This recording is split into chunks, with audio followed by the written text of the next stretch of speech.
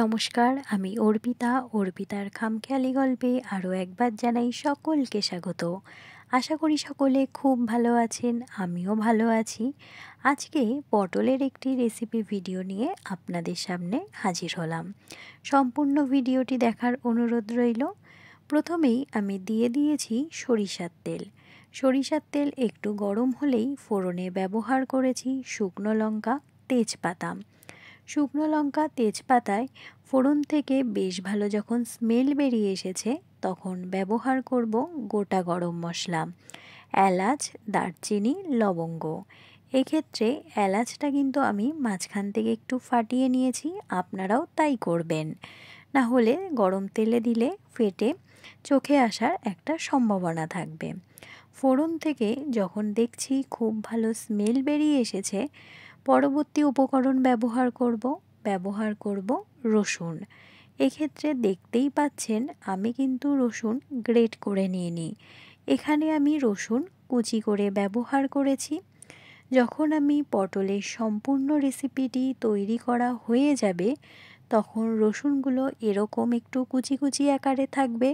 সেক্ষেত্রে ঝোলটার সাথে যখন মুখে পড়বে খেতে বেশ ভালো লাগবে। রসুন থেকে যখন খুব ভালো স্মেল বেরিয়ে এসেছে ব্যবহার করব আদা। এখানে আমি আদা গ্রেট করে নিয়েছি। যদি আপনাদের গ্রেট করতে প্রবলেম হয় সেক্ষেত্রে আপনারা মিক্সচার গ্রাইন্ডারে পেস্ট করে নিতে পারেন, কিন্তু এক্ষেত্রে কুচি করে আদাটা ব্যবহার করবেন না। আদাটা মুখে পড়লে ততটা ভালো স্বাদ লাগবে না, কিন্তু রসুনটা ঝোলের মধ্যে যখন মুখে পড়বে বেশ ভালো লাগবে। এক্ষেত্রে দেখতে পাচ্ছেন ফোড়নটা কিন্তু আমি খুব ভালো করে ফ্রাই করে নিচ্ছি। এই পর্যায়ে ব্যবহার করব কুচি করে রাখা পেঁয়াজগুলোকে। এখানে দেখতে পাচ্ছেন পেঁয়াজগুলোকে কিন্তু খুব মিহিয়া করে আমি কেটে নিয়েছি। পেঁয়াজগুলোকে ফোড়নের সাথে খুব ভালো করে ফ্রাই করতে দিতে হবে। পটলের রসা তৈরি করছি, সেজন্য প্রথমে আমি গরম মশলা ফোড়নে দিয়েছি।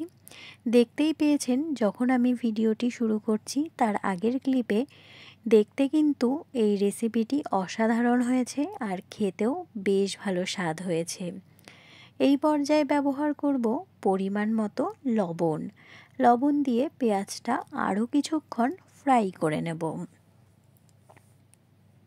পটলের এরকম একটি রেসিপি গরম ভাতে বা রুটির সাথে থাকলে কিন্তু মন্দ হবে না, বেশ ভালো লাগবে খেতে। অন্য সাইডে আমি একটি বাটিতে গুঁড়ো মশলাগুলো নিয়ে নিয়েছি। ব্যবহার করেছি প্রত্যেক রেসিপিতেই যেমন তৈরি করার সময় ব্যবহার করি জিরের গুঁড়ো, ধনের গুঁড়ো, হলুদ গুঁড়ো আর লঙ্কার গুঁড়ো। ওখানে গুঁড়ো মশলাগুলোকে জলে কিন্তু কিছুক্ষণ ভিজিয়ে রেখেছি। পেঁয়াজটা হালকা ফ্রাই হয়ে আসলে এই পর্যায়ে অ্যাড করেছি আলু। আলুগুলোকে খুব বেশি ফ্রাই করব না, একদম হালকা ফ্রাই করে নেব। আলুগুলোকে দেখতেই পাচ্ছেন পেঁয়াজের সাথে খুব হালকা করে ফ্রাই করে নিচ্ছি। এই পর্যায় পর্যন্ত যে সকল দর্শক বন্ধুরা আমার সাথে ভিডিওটি কন্টিনিউ করছেন কিন্তু একটি লাইক দিতে ভুলে গেছেন, প্লিজ একটি লাইক দিয়ে ভিডিওটি কন্টিনিউ করবেন। আপনাদের একটি লাইক কিন্তু আমার কাছে অনেক গুরুত্বপূর্ণ। এই পর্যায়ে দেখতে পাচ্ছেন আলুটা হালকা ফ্রাই করা হয়ে গেছে। এবার অ্যাড করব কেটে রাখা পটলগুলোকে। এখানে আমি পটলগুলোও কিন্তু খুব ভালো করে ফ্রাই করব না, আলুর সাথে হালকা করে ফ্রাই করে নেব। আমার পরিবারে যে সকল নতুন বন্ধুরা যুক্ত হয়েছেন তাদেরকে অসংখ্য ধন্যবাদ। আমার পাশে থাকার জন্য, আমার পুরনো বন্ধুদের জন্য অসংখ্য ধন্যবাদ এবং অফুরন্ত ভালোবাসা এতটা পথ আমাকে সহযোগিতা করার জন্য। আশা করি আগামী পথগুলোও আপনাদের সহযোগিতা ও ভালোবাসা আমি এইভাবেই পাবো। এই পর্যায়ে রেসিপিতে দেখতে পাচ্ছেন যে গুঁড়ো মশলাটায় জল দিয়ে রেখেছি সেটি আমি দিয়ে দিয়েছি। খুব কিন্তু বেশি জল দিইনি, হালকা জল দিয়েছি, মানে একদম অল্প পরিমাণ জল দিয়েছি।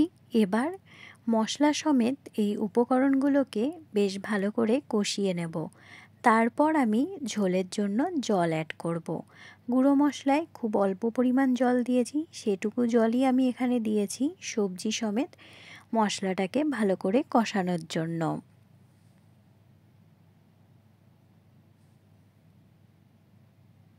দেখতেই পাচ্ছেন কতটা সুন্দর করে কিন্তু পটল আর আলুটা কষে এসেছে, কালারটাও কিন্তু অসম্ভব সুন্দর হয়েছে।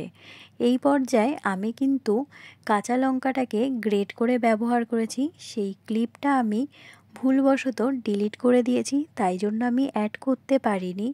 প্লিজ সকলের কাছে অনুরোধ, সবাই ক্ষমাসুলভ দৃষ্টিতে এটি দেখবেন। এই পর্যায়ে দেখতে পাচ্ছেন খুব সুন্দর করে কিন্তু মশলা সমেত সবজিটা কষে এসেছে। এবার আমি অ্যাড করব পরিমাণ মতো জল। যে পরিমাণ ঝোল আমি এখানে রাখবো সেরকমই জল দিয়েছি। এবার খুব ভালো করে ফুটিয়ে নিতে হবে যেন পটল এবং আলুটা খুব ভালো করে সেদ্ধ হয়ে যায় এবং পটল এবং আলুর ভেতরে মশলাটা খুব ভালো করে ঢোকে, তাহলে স্বাদটা অনেকটাই ভালো লাগবে। পটলের এই রেসিপিটি আপনারা বাড়িতে একবার ট্রাই করে দেখবেন, আশা করি সকলের খুব ভালো লাগবে। এই পর্যায়ে দেখতে পাচ্ছেন কালারটা কতটা লোভনীয় হয়েছে, আর আমি আগেও বলেছি খেতে অসম্ভব সুন্দর হয়েছে। গরম ভাতে পটলের এই রেসিপিটি থাকলে কিন্তু মন্দ হবে না। পটলের এই রেসিপিটি আপনারা এভাবেও তৈরি করতে পারেন বা আপনারা এর সাথে ডিমও অ্যাড করতে পারেন, সেদ্ধ ডিম, সেটা আপনাদের পার্সোনাল চয়েস। আমি এখানে পটল আর আলু দিয়েই তরকারিটা তৈরি করেছি। গরমকাল, পটলের কিন্তু এখন প্রচুর ঘরে ঘরে ডিমান্ড আছে, সবার ঘরেই মোটামুটি এখন পটল আছে, ঝিঙে আছে, তাই পটলের এই রেসিপিটি তৈরি করতে আশা করি কারোরই কোনো রকম অসুবিধা হবে না। খুব বেসিক কিছু গুঁড়ো মশলার সাহায্যেই আমি এই রেসিপিটি তৈরি করার চেষ্টা করেছি। এই পর্যায়ে আমি অ্যাড করে দেব গরম মশলা। আমার এই রেসিপিটি দেখতেই পাচ্ছেন তৈরি হয়ে এসেছে। আমি একটি পাত্রে সার্ভ করে নেব। দেখতেই পাচ্ছেন রেসিপিটি কতটা লোভনীয় হয়েছে। পটলের এই রেসিপিটি একবার বাড়িতে তৈরি করার অনুরোধ রইল, আশা করি সকলের খুব ভালো লাগবে।